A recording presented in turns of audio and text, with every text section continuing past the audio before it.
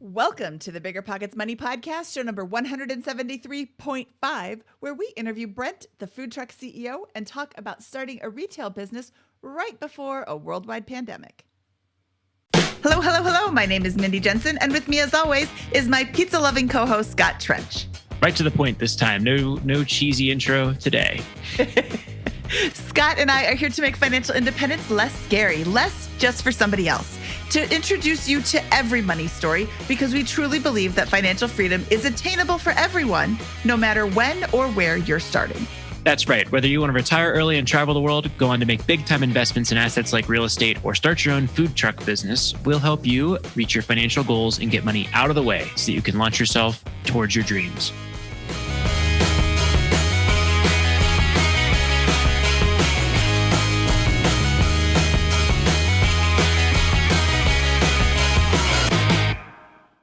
Scott, today's episode, we are bringing back the guest that we had on last episode. Sort of. Our last episode was recorded in January of 2020, but we brought Brent back to talk about the experiences he had starting his own business. We don't really talk about starting your own business. We do have a sister show called the BiggerPockets Business Podcast, and they talk about businesses in general. But we wanted to bring Brent back because of his experiences over the last year and the fact that he did start a retail business right before a pandemic broke out, and he still managed to make it successful. So I wanted to share his story with our listeners today. Yeah, and for some additional background, obviously, yesterday's episode, you should go back and listen to that if you haven't yet, because this episode will make much less sense without that. But basically, we interviewed him last year, and right before the pandemic hit, we thought, oh, we can't talk about this right now. There's more pressing, immediate concerns to you guys, the listeners, than this particular money story. Even though it's a great money story, we just had to change up some things and record some new episodes real quick to address how to handle things during the pandemic. So we're pleased to be able to release this great episode, or yesterday's great episode, and then follow up here. And we think that it's actually going to work out really well. When we last spoke to Brent, he was Brent from Debt and Cupcakes, a newly retired former nurse who had paid off $109,000 in student loan debt. We shared his debt payoff story on episode 173 of the BiggerPockets Money Podcast, but that episode was actually recorded in January of 2020. Before he launched his food truck business, before COVID, before the shutdown. Now he's Brent, the food truck CEO, and he's here today to share how he started a super successful retail business despite a worldwide pandemic and a nationwide shutdown. Brent, welcome back to the BiggerPockets Money Podcast. Hey, thank you for having me back. I have been looking forward to this for a long time. I have too. Oh, I have followed your progress, and it is exciting. Oh, spoiler alert. He did a good thing. When we last spoke with you, almost a year to the day, you had just paid off $109,000 in student loan debt, became financially independent, retired from your toxic day job, and were starting a food truck business. You really need to have more ambition, Brent. We were all set to release your show. We were all set to release your show in early March when the pandemic hit, the United States shut down, and a story about paying down massive debt and purposely leaving a good paying job seemed to ring a bit hollow when all of a sudden the stock market's crashing, tens of thousands of people are immediately out of work and not by choice, and wondering how they're going to pay their bills and buy groceries. So we put your episode on the back burner and published more immediately relevant episodes. But your original episode was really great. I follow you online. I've seen your amazing progress, not to mention your pizza porn pictures. If you don't follow Brent at the Food Truck CEO, you really should, because your pizza looks so good. Not that I know what it tastes like. So to start a food truck, that's like not an inexpensive venture, right? I mean, you can't just cook in the back of your minivan, right? Yeah, I mean, we did it initially. I would say probably the most cost-effective, inexpensive way possible. Not jumping too far ahead, but we're actually on our second food truck already. We upgraded about 3/4 of the way through the year. So we started with a pretty small 15-foot trailer with a wood fire oven on the back. And we had a canopy and tables and table coverings. And, we did it all start to finish for 40 some thousand, I would say. And that's a total business start to finish. So that sounds like a lot of money, but to launch a business is pretty cheap. So, as the food truck CEO, I'd love to walk through the unit economics of the pizza business, real quick on the show here. So you invest $40,000 into the pizza truck, into the startup costs, right? That's your capex investment or your investment, and then how much are you selling a pizza for, and what does it cost per pizza on average? So I won't get into the too much of the details. That's a quick way to make people upset. But I'll say it's we we started selling pizzas at a different price than we currently sell them at because I was trying to figure out where my customer base was and what I should be charging. So we started selling it at $10 to $12 for a 12-inch round pizza. That was where we started at. We're currently at $13 to $14 for a 12-inch pizza. And a lot of the deal with increasing the prices was just trying to slow down some of the orders that we were getting. When you're that inexpensive, you can get mobbed really fast. And then couple that with being a new business and you end up creating some problems for yourself. So we definitely had to increase our prices, but it didn't slow down our business too much. I would say, we operated about a 65 to 70% margin. Okay, great. And that's where we finished for pretty much the year. And is that before or after labor? Like, because you said you have some employees and those kinds of things. Yeah, that's after. After labor. Okay. So I'm just doing some round numbers here, but it sounds like you're bringing home about $6-7 per pizza. How many pizzas do you have to sell in order to recoup your investment? Boy, I didn't, I sound like a terrible businessman that I didn't do that math. We I were able to put it in a spot right away then. Sorry about that. Yeah, no, you're fine. You're fine. Again, revisiting that I'm a nurse trying to figure out to be a businessman, but we were able to recoup our startup costs, I would say by the end of July of the first year. Period. Wow. So you're selling a tremendous number of these pizzas, it sounds like. Yeah, we do fairly well. Yeah. No, and we don't have a ton of employees. No. You don't do fairly well. You do amazing. How many times have you gone to a location and not sold every single pizza? Twice? I'd say we sell out more than we don't. Yeah. We pretty much sell out almost, I wouldn't say every time, but a lot of the times we do sell out. There was times we sold out before we even opened, and that causes a lot of problems. Now, is that intentional to sell out, or is that because that's the efficient use of all of the ingredients and those kinds of things? Or is it almost like part of the business model because you're not reusing any ingredients or whatever from run to run? You're always starting fresh with the stuff from that day? Yeah, we definitely I try to use the freshest ingredients we can possibly find. I have a distributor where I have to get my cheese and things like that through, which has a slightly longer shelf life. However, selling out is a good thing because I don't want waste. For one, the dough is very hard to carry over event to event. I make all my own dough. It's fresh at every event. If I have back-to-back events, I can roll dough over from, say, Thursday to Friday, depending on the temperature outside, how long the dough's been out of refrigeration, and if it's too far through the fermentation process. If it's too far, I have to throw it away. If it's not, I can throw it back in the fridge, and it actually just turns into better dough the next day. However, selling out is extremely beneficial for that reason, and also selling out's great marketing because people want to be there before you sell out next time. So you want to bring enough that you think you're going to sell out, but you also want to bring enough that you serve the vast majority of the customers there so you're not turning people away. It's a guessing game. Trying to hit it right every time is very difficult. So are there huge lines in front of your truck at each of these events? Sometimes. Yeah, we had a few. There was one event, and I remember it, and actually, should wake me up at midnight and give me nightmares. We're getting ready to open, and I came outside to flip this is when we were in the new food truck. So we were inside and we had our window closed. We couldn't see outside of the food truck.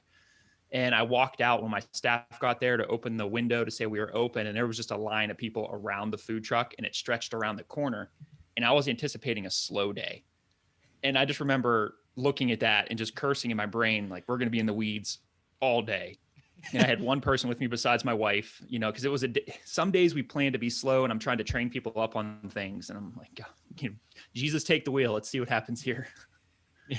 So you started this business from a position, like a retirement or whatever, and kind of because of something you wanted to do here. How much of the income were you kind of hoping for to supplement or use in your lifestyle? Was it any, or can you remind us of that? So, retire is a weird word. I wouldn't consider myself retired at all. Definitely still want to work, definitely still like to provide income. The pizza business, I want that to supplement all of our income. I want that to be everything. My wife is still a registered nurse. So she works her nursing gig. She works from home, running an education department for a really large healthcare organization. So we're lucky enough that most of the food truck money is either reinvested back into the business or we're continuing to save. And now I've started actually to invest more. I started to back off last year just because of the pandemic. There's a lot of uncertainty and I wanted to be very cash heavy. So a lot of the money we were making, I was keeping in cash outside of our usual smaller investments that we were continuing to make. But we started diving back in last fall. What does reinvesting the dough you're generating look like for you? In terms of what are we purchasing? Yeah, what are you purchasing? Yeah, sorry, that was just trying to Okay. make When you some say pizza dough, puns I'm here. not sure if you're throwing puns at me or asking. But He's both, throwing yeah. puns at you. There's a lot of pizza puns. There's a lot of pizza puns. We upgraded our trailer last year. I wanted to do an enclosed trailer from the beginning, but I'm not a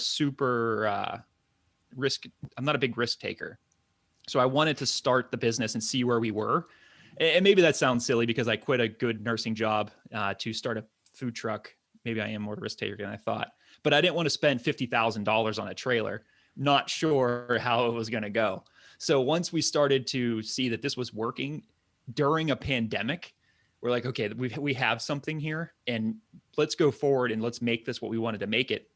So we worked with our original oven builder and a trailer company to build another trailer, a 20-foot enclosed trailer with a big wood fire oven on the back that feeds to the inside. And that's a $52,000 investment is about what it came out to after, I got some discounts because it was my second trailer. But yeah, that's a lot of reinvesting in the company. Now, you said you brought home around 40,000 or so, give or take, in margin after operating expenses between like January and July earlier. Is that about right? Kind of in that ballpark? Yeah, July, early August, something like that. January last year was extremely slow. I was happy with what we did because we were just starting, but it was looking back now. I mean, my wife and I talk about how, almost comical it was when we started. We're like, oh, wow, we sold 30 pizzas today. This is awesome. And we were pumped at that. And, now in one event, I'm making we sell as much as we sold in January of last year. So it definitely has ramped up. So, with that, are you factoring in your time in that, or is that the kind of the fruits of your labor, that income?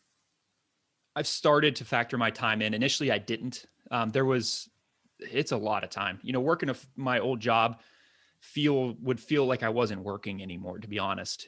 Running my own business, I definitely underestimated how much time it would take to run a pizza food truck, from making the dough, balling the dough. And, Mindy, if she follows me on Twitter, constantly changing and testing and working to try to make my dough better and better and better. It was it's still a constant process. And then, trying to network, meet different owners to go cook at their locations, cutting firewood, splitting firewood, stacking firewood. I mean, I've started to take my time into consideration. I've actually started to pay for things that I was doing on my own because I needed to work on bigger parts of the business, not necessarily like deep inside of the business. Well, I think that's a really good point. In the beginning, you have to be able to do it all. You can't really afford to pay people to do this. Do you have a firewood splitter at least? Or are you not like swinging an axe? Nope, I'll do it by hand.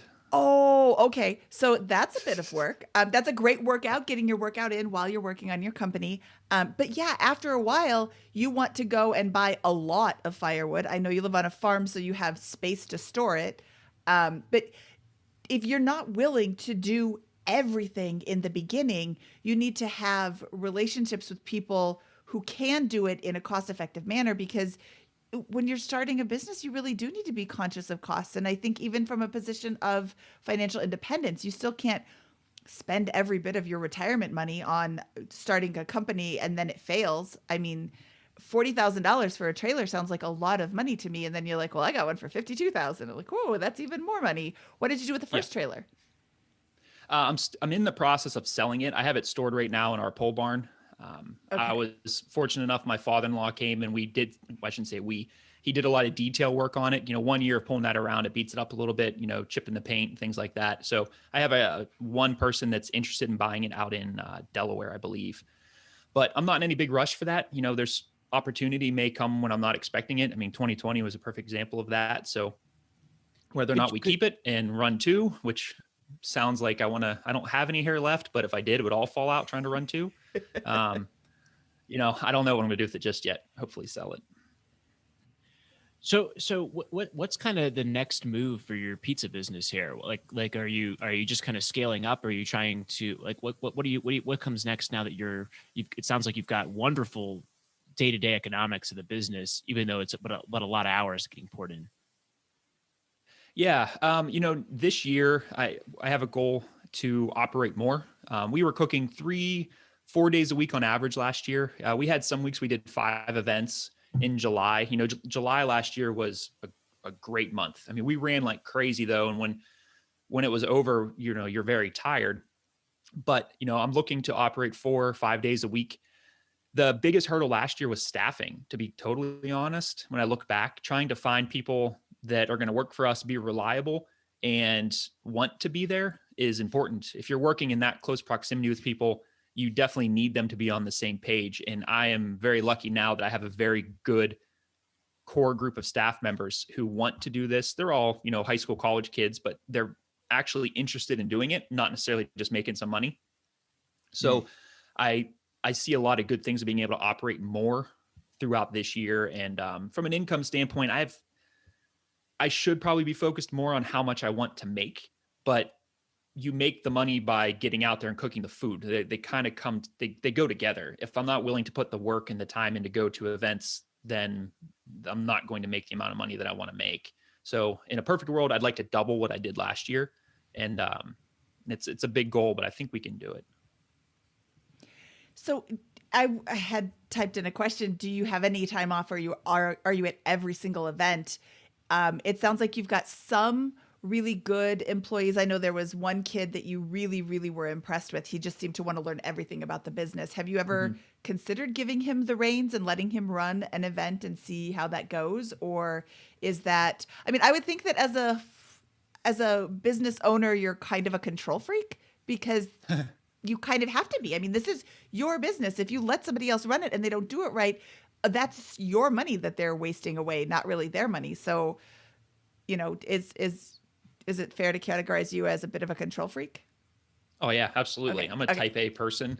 Yeah, 100%. And you're right. You have to be when you run. I don't know about running another food truck. I've never had a food truck that I make hamburgers or lobster rolls or anything like that.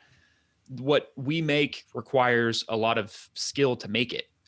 We're hand stretching all of the dough, and then it goes into an oven that's 800 plus degrees. And if you're not cooking the pizza properly, it can either be undercooked and breaks apart, or it turns into charcoal. And, the difference between those two things is 30 seconds, or not turning it at the exact right time, and you burn one side of the pizza. So I like to be on the oven. I do have a few staff members now who have showed a lot of interest in business. I have one kid who I have taught how to cook, and he does cook at some of the events. He just cooked at one this past Saturday. And I'd like him to cook more. And I'd like to be able to step back to do a couple other things rather than just focusing on the oven. Because if you're focusing on the oven at an event, that's all you're really focusing on. You can't step away and talk to people, because if you do, you're going to burn everything that's inside. So yeah, I'm always going to be there because I believe you can ruin the reputation of your food with one really bad event. And I don't want that to happen. Adjusting for seasonality and those types of things, what do you think kind of like the potential of this business is under your leadership with this setup you have here? As far as growth? Yeah, as far as number of pizzas sold or income or something like that. Yeah, I mean, we can do, some of our best events have been 120, 130 pizzas in, 3-4 hours.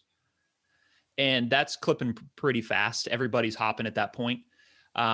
The seasonality of it, because I live in Central Ohio, definitely plays a part in it. It's January now. I'm watching the weather because I don't necessarily want to pull a 12,000, 13,000 pound trailer with snow on the ground.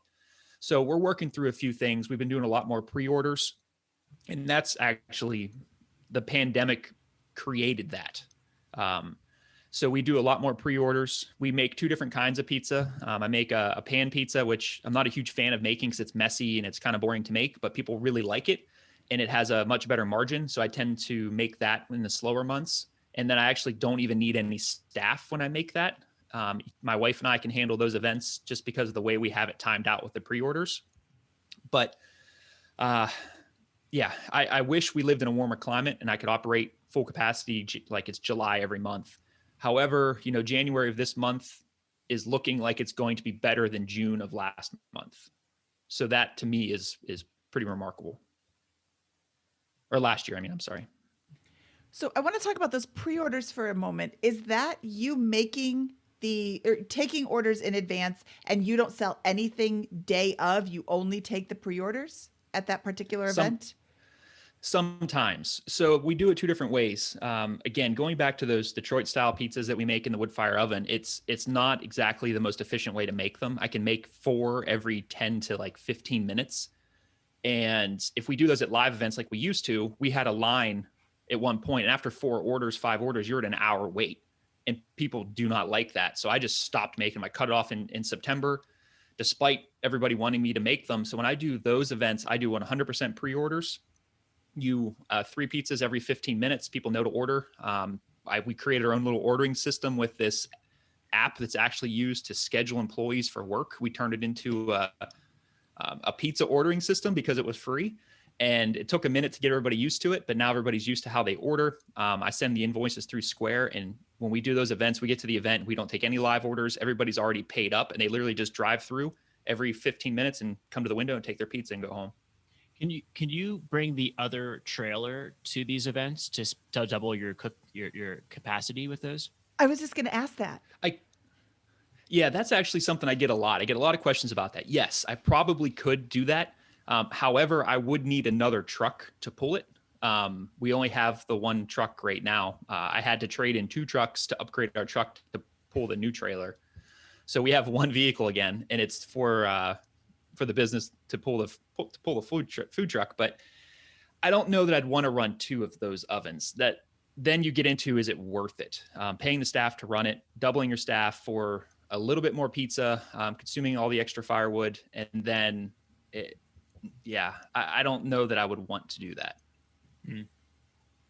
Got it. So let's talk about the setup here. You are doing prep in advance. You're chopping all the ingredients, or do they come already chopped and like making all of the things as far as you can go before you get there, right? Are you actually like setting up the pizzas before you get there, or is that what you're doing while you're at the event?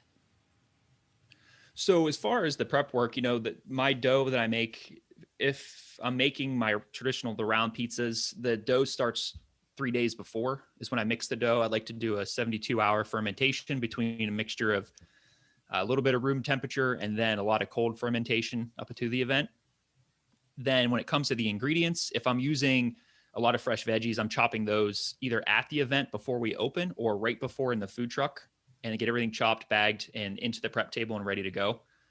As far as some of the proteins, depending on what it is, we did an event on Saturday and I was cooking bacon there in the wood fire oven before we started, putting it on big sheet trays and putting it in the oven. While I was warming the oven, I was cooking the bacon as well. And then that'll come out, we'll cool that, drain it, bag it, put it back in the top of the prep table. So it really depends on what we're making and what kind of ingredients that we're using. Oh, okay. What you're making. You have how many different types of pizzas that you offer, and do you offer those at every event, or is it like hit or miss? So it's probably 20 plus different types of pizzas that we've put together over the year. And a lot of them have come from customers. I have a rule. If a customer wants a pizza, then they have to tell me what's on it and they have to name it. If they don't name it, I won't make it. Like, you got to name the pizza if you give me an idea. So, we get some ideas from customers. I'll name it either after them if they name it or whatever they want it to be called. And we usually do 4 to 6 pizzas per event just because we don't have a ton of space in the food truck to bring all these different ingredients. And it would just be a nightmare of waste, I would say. Okay. Now I have a new life goal to get a food truck CEO pizza, or I'm sorry, farm fired pizza named after me.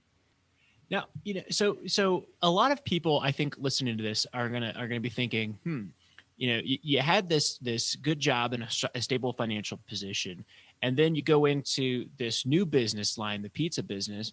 And while you can make good income, you probably did make good income in 2020, and you have potential to earn more.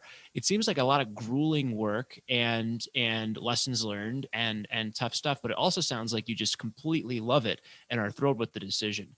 Can you walk us through that mental, why this business again, just as a reminder, and how are you feeling about your decision a year later? So the reason we started it is it was kind of a by accident thing. I Who doesn't love pizza, right? Everybody loves pizza for the most part, whether it's a pizza that I think is disgusting or somebody else thinks is beautiful pizza to somebody, everybody loves it. So I always liked making it. I was never that great at making it a few years ago, but we'd always try. And then just out of kind of boredom and wanting to do something different, I built a little wood fire oven in my driveway.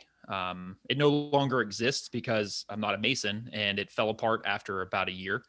But I started cooking in this little wood fire oven. I'm like, oh, I like this. I found a couple mentors just through Instagram, talking to people, and started learning actually how to make dough.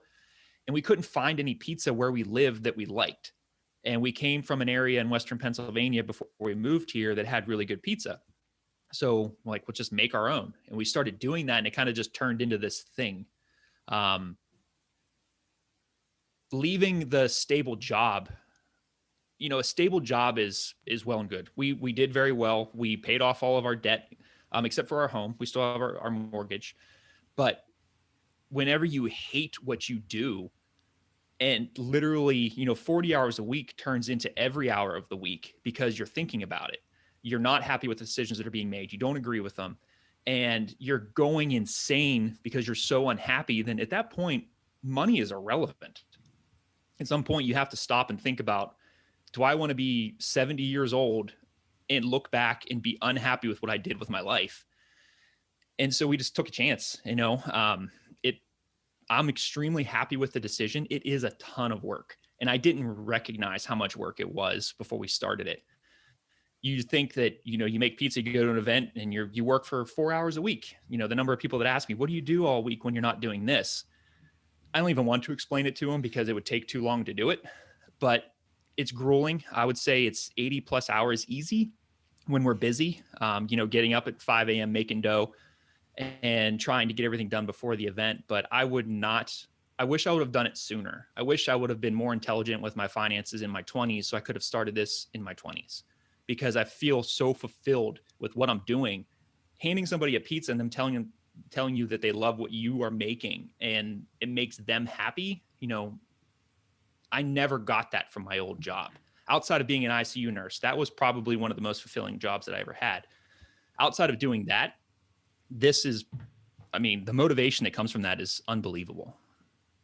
So that's, I think, the big takeaway here for me is because, like, Brent, I'm listening to this and I'm like, this sounds like a terrible thing for me as a person. Yeah, like, I do not want to be chopping firewood, waking up at 5 a.m., making dough, all that kind of stuff with the pizza. But like, you love it.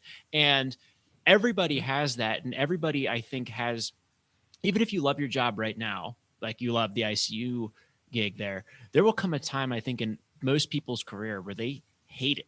And it will be upsetting, or it will be difficult, or it will be frustrating, or whatever. And like, if you don't build the financial position capable of giving yourself options to do those other things, you're going to be miserable with that, because you can't take the chance that you just took with this, right? You may not have been retired or all the way there with these things, but you had at least a stable enough position to take your shot on this business.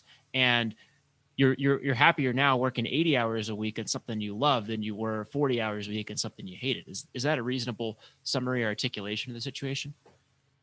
Yeah, absolutely. Yeah, that you nailed it. It's a ton of work, but when you love what you do, it's so cliche. Everybody says it. If you love what you do, you don't work an hour of your life, or however it goes. That's kind of true. There are some days where you're tired. You don't necessarily want to be, balling dough for 2 hours or something like that, because it's a very tedious job. But when you look back at the macro of the whole thing and you love the creation, you love being in control of your life, it's hard to go back. I couldn't imagine going back to working for somebody else after doing this for myself for a year.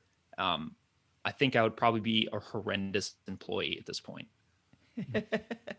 Now, just in case someone didn't listen yesterday, could you just recap your financial position for us one more time? The financial position you had before you started the pizza business here.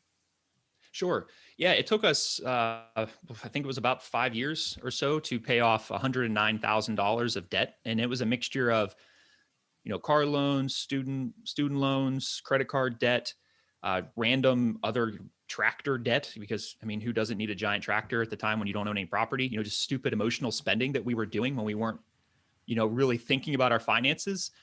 So, it took us about 5 years to pay that off. Once we paid that off, we developed our emergency fund. We followed all of those boring steps that people, kind of don't want to do. But if you follow them, it eventually takes you somewhere really good. We created the emergency fund. Once we had our emergency fund, we really started investing, whether it was with our 401ks or post-tax brokerage. Then you got kind of this idea of the business, and we started allocating some money toward saving up to make the purchase for the business. Because when we launched the first food truck, we bought the food truck, all of the equipment, and the initial truck. We did all of that in cash. We started with no debt in the business whatsoever. And maybe that wasn't the best idea. I truly don't know. I mean, it probably would have worked out either way, but it gave me a lot of freedom and, confidence that even if it's slow for a month, it doesn't matter. We don't have anything hanging over our heads. Do you think if you'd used debt to finance the business that you'd be as happy right now as you are? Probably not. I mean, owing somebody something is never, in my opinion, something that I want to do. I don't think all debt is bad. I'm not, I'm perfectly fine having a mortgage with my home. We just refinanced. We have a loan in the 2%. Paying that off, in my opinion, just isn't what I want to do right now. But if I would have had debt on the business, I think it would have added a level of stress that I didn't need, because I thought I knew what I was doing and I didn't know what I was doing from a food truck. So then it would have added a whole nother dynamic in that probably would have drove me nuts. Yeah, I think in the case of a business like this, that using debt to finance that first $40,000 or so of acquisition is tough. I think if you're buying an existing business, for example, with that's been in operation for 5-10 years, has pretty stable cash flows and those kinds of things, debt can be used to get that started that much faster. But I like your decision not to use debt in this particular endeavor, because it was so experimental, so new to you. I think that I just imagine that there's a misery that comes with owing the bank for maybe you purchase a little more than you should if you're using debt. You're not as careful and some of those things, and it takes you until January of this year to finally pay it back, or have the option to pay it back. I don't know. Yeah, no, I agree 100%. Did you use debt to finance the new trailer? Half. Yeah, I paid half of it in cash, and we did an SBA loan for the other half. And I had no idea much about what the SBA loan was going to turn into. The rate was good, but at the time, because of the pandemic, the government is paying that. So they're currently paying the principal and interest on that loan. I think they said 6 months, it may go longer. So even though we purchased this, the first payment would have been, I think, September, October. We haven't paid anything on that yet. They're continuing to pay that, and I think they will until March or April. And they said it may extend past that as well. Wow. What's the term on that debt? Is it a couple of years? 5. Yeah, 5 years. That's great. So they're going to pay a good chunk of that for you. Yeah, they'll pay a good chunk of it, and we have the cash to pay it off. We could just wipe it out if we wanted to. It's just, I don't know, again, trying to think long term, is that money better spent somewhere else? I have other things that I need. I need another mixer for the business. The mixer we have, I outgrew it very fast. And so I'm having to spend more time mixing dough, where if I had another mixer or a bigger mixer, that would free up hours some days of time. So it's like, well, I want to spend, a couple $1,000, invest that, or do I want to put a couple $1,000 into something that, I may have to spend a couple $100 on per month until I'm ready to pay it off. It's trying to make the best decision is something I struggle with. I was just going to say, how do you decide what you want to do? Is there like a cost benefit analysis that you can do? Because it seems to me that dough is so important. It's the foundation of pizza, but it's really important to get your dough Mhm. right. So having one of those, like those big mixers, right? Is that what you're talking about? I have a 20 quart right now, which is pretty large. People would probably look at that and think that thing is gigantic. And I can mix 35, 40 pizzas in it, depending on the type of pizza, the hydration, and the size. But if I'm bringing 120, 150 pizzas to an event, then I'm doing 3, 4, sometimes 5 batches of dough. And each batch takes about 45 minutes with my process of mixing with the rests and certain things that I do. That's a lot of time. Yeah. So what is the next size that you could get? So this is a 20 quart and you do what, 3 batches? So what is the next size up?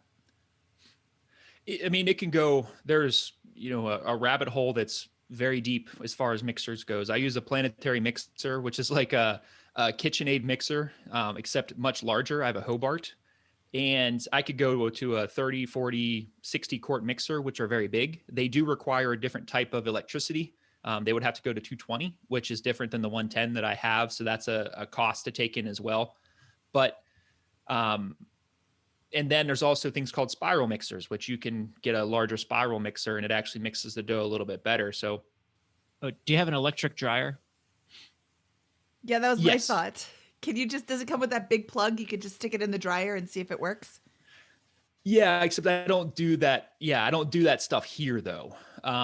So Oh, yeah, yeah. I mean you can, but then you have to look at what you can do with where you're making it. And having 2 mixers is probably, they go into 110 would make the most sense. And I want to move to a spiral mixer. They're just a better mixer. And we're starting to talk about next year, the year after, potentially move into brick and mortar if this continues to grow. And a spiral mixer is what I want for that. So it would be something that could roll into the next possible step in a couple years. Is there any market for used equipment? Like, can you go and find a used mixer to try it out and see if that's what you're looking for? Or do you buy used already? And I just don't know anything about restaurant business. Oh, I have used already. So there's a gentleman up in Cleveland who kind of refurbishes Hobart mixers. My Hobart mixer was probably on a Navy ship in Vietnam for all I know. The thing is old, but they last forever. And he kind of goes through them and updates them and then sells them as refurbished. They go for $3,000-$4,000. And I bought my first one for $1,100. So I don't see myself buying a new mixer per se, as I would look for something. I already talked to him about getting something refurbished. Okay. Uh, let's look back at all the things that you've learned this past year. Knowing what you know now, what advice do you have for someone who's thinking about starting their own business? Because it sounds like you've learned a lot in the trial by fire uh, school of learning. I would say, I jumped into this maybe overzealous with what I thought I was getting into. I wish, looking back, that I would have spent 6 months or even a year of hands-on work in a wood fire pizza shop. I wish I would have done that. I was doing it at my house, but there's a certain amount of being self-taught that just prolongs the learning. I feel like I know it better because I'm self-taught, but I could have really shortened the learning curve up if I would have gone somewhere and been taught actually how to do this stuff.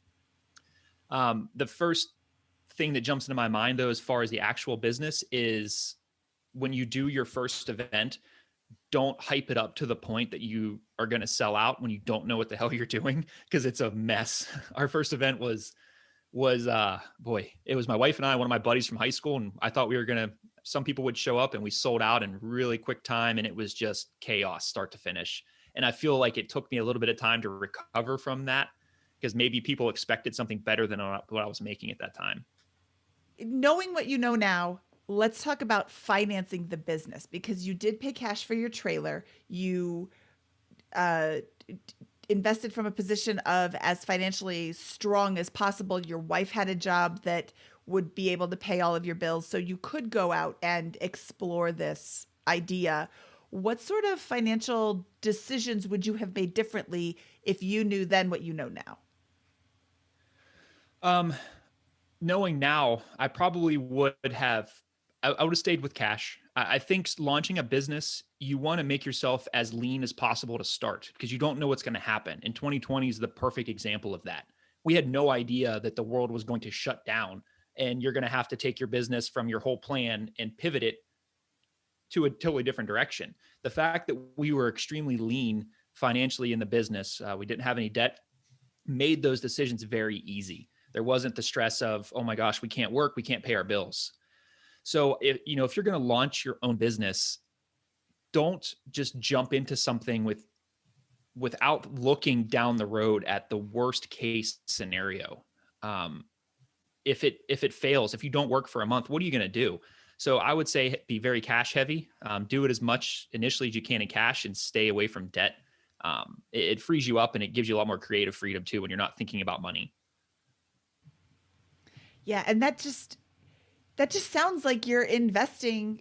Let's see. It sounds like you're being financially independent or working towards financial independence in your business. Like the personal finance journey to financial independence is you aren't taking on more debt and you aren't, spending money frivolously. And just like in your business model, you aren't taking on more debt. You aren't spending money frivolously. You're being frugal as a business person because you don't want to put yourself out there too far. There's a lot of parallels between running your own business and being financially independent, like running your own financial. I don't think that changes even as you grow larger and larger, right? I mean, it's about spending less than you earn, increasing that gap, having a sustainable long-term view, and never putting yourself in a position where the short-term financing overruns the long-term interests of your personal financial position, your small business, or your very large business, right? Or I guess medium-sized business, as we're here at BiggerPockets, I guess. But yeah, I mean, we think about BiggerPockets almost the same way, right? When we think about those types of things, it's just cash flow, making sure that we always have lots of good options, so we never have to do things that are against the long-term interests of the business, which is what you're doing. We can experiment and figure things out. Brent. Yeah, I agree 100%. And being that I'm not a trained businessman. I'm not. I have no formal business training. I'm a registered nurse. And maybe that helped me because I wasn't looking at this from that total business standpoint. I was looking at it, I was managing my business, just as you said, as the same way I managed our finances for our home. I was just trying to do things that made sense, that didn't make me feel uncomfortable. And if we had an issue where we didn't have events, if I broke both my legs and we weren't able to work, that I had enough cash reserved for the business that it wasn't going to hurt us. So yeah, I just ran it like my home finances. I have a budget just in the same Excel spreadsheet for the business. The next tab over is for our house, and I just run through them both. Yep. I love that you changed your pricing once you started becoming too popular. I think that a lot of people who are starting a business are like, "Oh, I'm going to sell it for, X dollars," and they never consider raising their prices, or they consider like they start too high. I love that you tested the concept at what was it, $10 and $12, and now you're at 13 and 14. Do you have any plans to raise your prices again? So for the two different kinds of pizzas, the rounds are 13, 14. If I'm making one that has, more proteins on it, it will be more expensive. But with the squares, I just increased the price of my squares again. They're an 8x10 Detroit style pizza for $18 to $20 is what I charge for one of those. Because there's a lot more. I finally started taking consideration my time into making them. Was a conversation my wife and I had and so we had to add some cost to it for that reason, because it takes so long to make them. I mean, it adds another 10 hours to my week to do one Detroit event. So if I do two of those a week, I'm adding almost 20 hours of my life into that. I just want to chime in that I completely agree with that. And I feel like you were clearly undercharging with that. If you're working 80 hours a week during busy weeks, that's a 4,000 hour work year, right? And so at $80,000 in income divided by 4,000, what is that? $20 an hour, right? I think your time is more valuable than that, and that's not being reflected in your pricing. So you mentioned something earlier that you'd be mad, for example, if you know how much margin I have on a pizza or whatever. No, that's not the deal. That margin is evaporating because a highly skilled laborer, an artist potentially, is waking up at 5 o'clock in the morning to stir his dough in these little vat, over the course of these hours, and to prepare for this event. 7 hours later, there he's going to sell 130 pizzas. Like that is I don't know. I just think that would be a place to look, I would suggest, because of the way that you're so devoted to your craft and those types of things, that's a different price point, I think, than Domino's. No offense, Domino's. Yeah. Yeah. I mean, there's the cost of ingredients. We use probably the most expensive ingredients you can find, because those, when it comes to food, are 99% of the time the best ingredients as well. It's not like other things. Part of my issue with raising my prices last year was because it was 2020 and a pandemic. It didn't quite read the room to launch a food business, and then when people aren't working and they're coming to support me, and then I'm going to charge them more. At that time, it didn't make a ton of sense. We did increase our prices twice last year, but it was something that came. It took me a long time to do it and a lot of thought to do it. And every time I do it, I always think I'm going to get negative feedback from customers about how expensive our food is. We haven't got that yet. And I started to think that some people just aren't going to be my customers. Not everybody's going to like what I make. Not everybody's going to like the style of pizza, and not everybody's going to like my prices.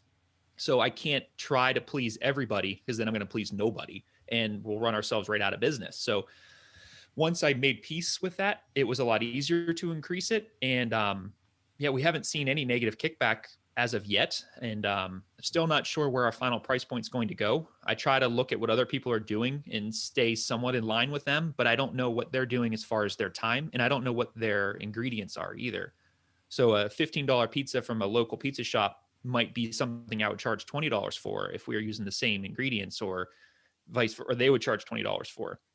So it's hard to compare, but 2020 and the pandemic made it hard on me to charge people more for food. No, fair enough. I can't argue with that. I'm glad you're continuing to think about pricing as a thing there, because what I hear is that your customers are getting exceptional value for that pizza that's being built by, handcrafted start to finish by you. And that's all. Yeah, no, I appreciate that. I really do. Handcrafted artisan pizza is going to cost more than pizza at Costco. And that's okay. There are people, how do I say this without being snotty? They don't listen anyway. I don't think my parents would ever be a customer of yours, because they want to go to Costco and get the $9 pizza that's this big around.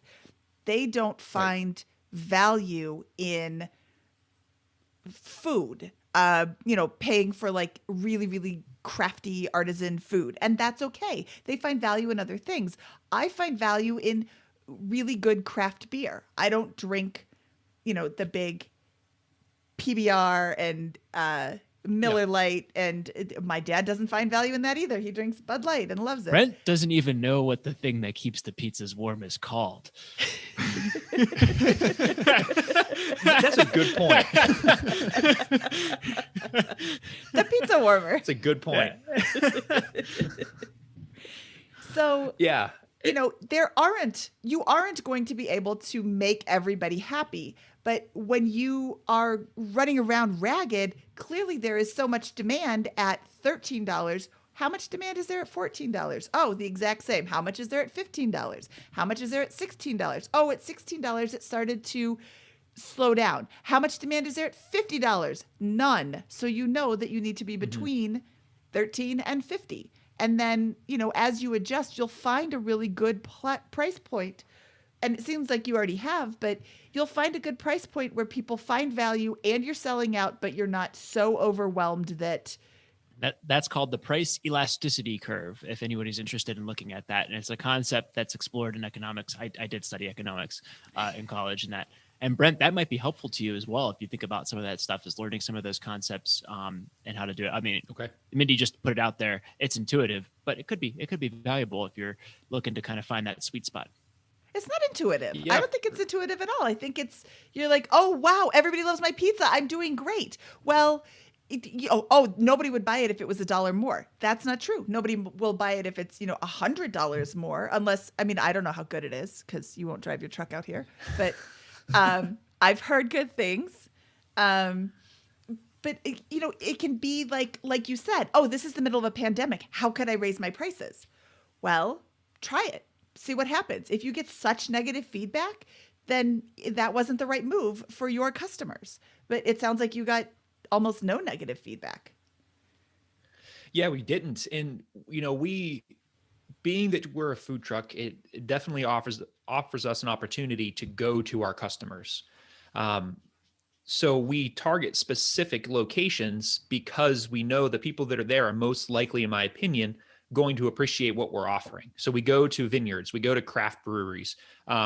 We started going to with the pandemic, certain housing developments would have us out and we'd go set up in their housing development and people would just come out and order food.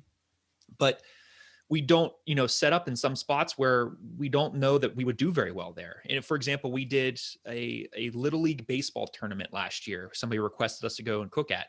That was the only event that I lost money on. I went and I lost money by making food for other people because nobody at a Little League baseball tournament wants to buy a $14 pizza. Most of them don't even want to be there by the looks on their faces. Everybody looked unhappy. And people are bringing their own food in. They're bringing, it was 90 degrees. And, the place that wanted us to come and cook also wanted us to kick a percentage back to them to donate, which makes sense. And we did that. But people that went there were bringing their own food. They were bringing their own drinks and they would just walk right past us. And, I was expecting a very busy day. So I made like 150 pizzas. I brought 3 staff members, including my wife and I went home with less money than I came there with. Mm-hmm. So you have to know where your audience is at and go to them.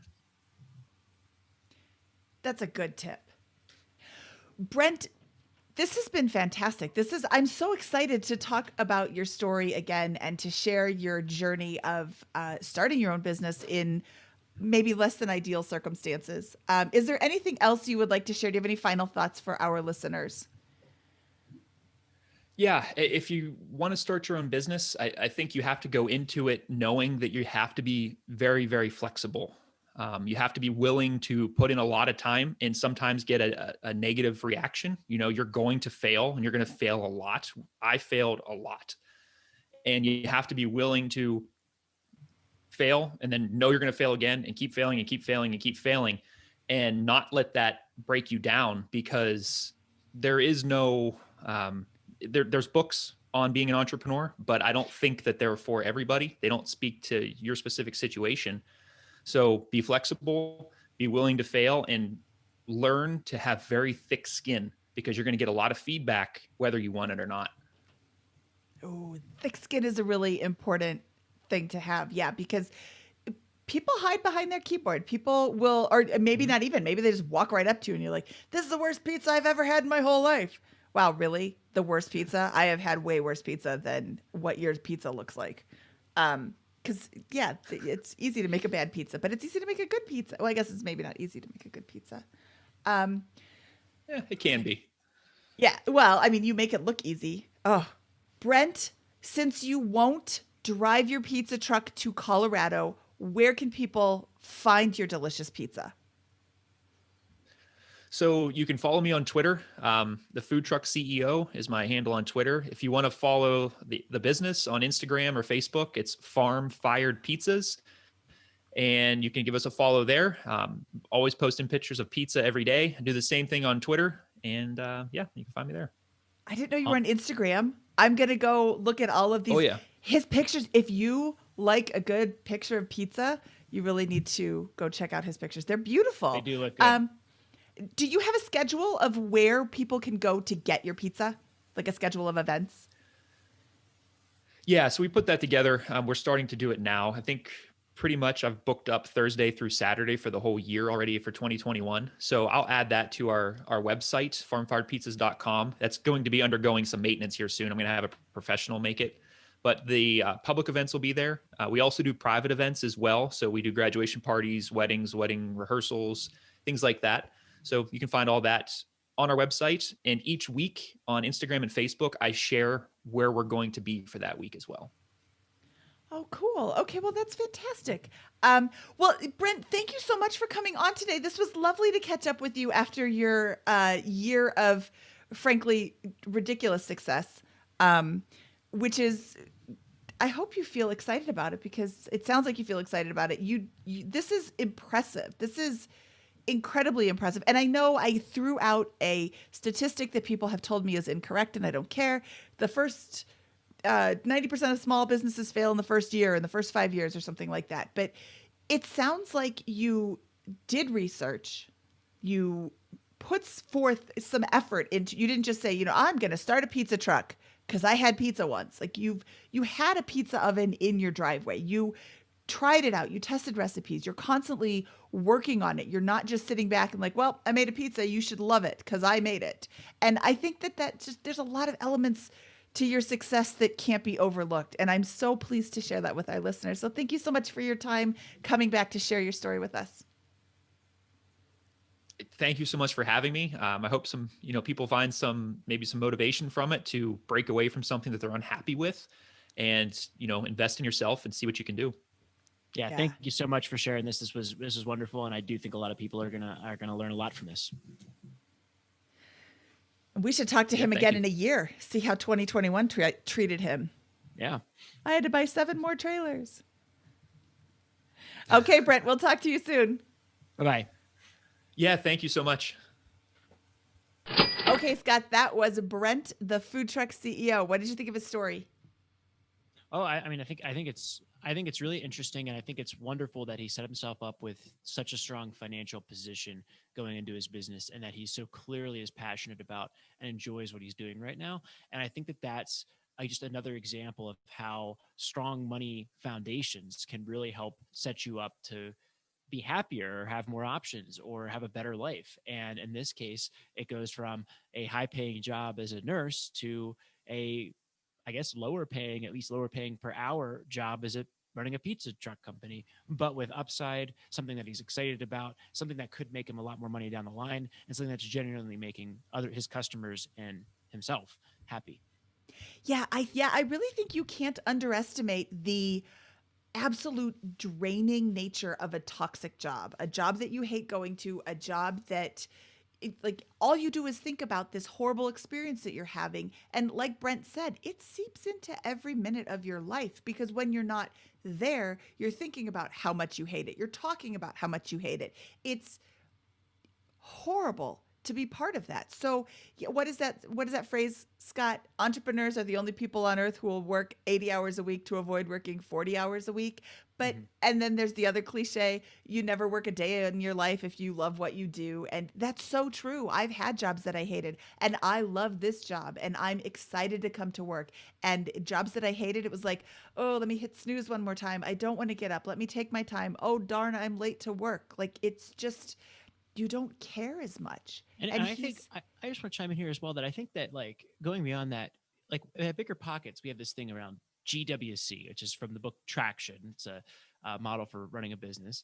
But it's, employees need to get it, want it, and have the capacity to do it. They need to understand what they need to do. They need to want to do that job, and they need to have the skill set and time to be able to do it. Right.